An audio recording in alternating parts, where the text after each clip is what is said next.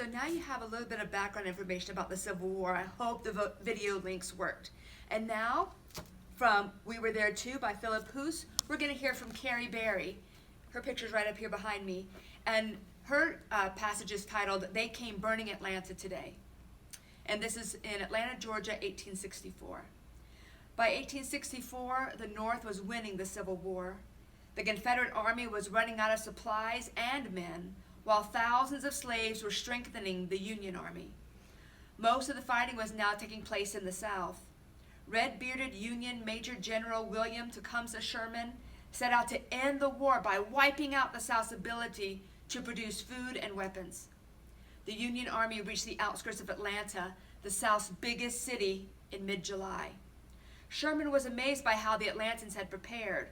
"The whole city is a fort," he wrote, and he was right. Residents had stripped the wood from the walls of their houses and hammered together fences around the city. Behind the walls were trenches filled with exhausted but determined Confederate soldiers, and behind them were the ordinary Atlantans waiting for the worst and hoping for the best.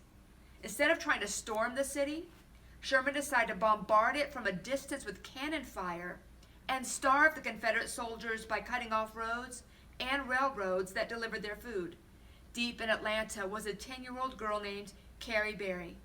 Until that spring, she had lived a happy, ordered life in a big house with her parents, her sister Zooey, and a black servant girl named Mary. Aunts and uncles lived all around her. But when the shelling began, the Berrys frantically dug a hole deep in the ground and covered it with wood and tin. They scrambled to their cellar whenever they heard the blast of Union cannons outside the walls. Carrie kept a diary throughout the siege of Atlanta.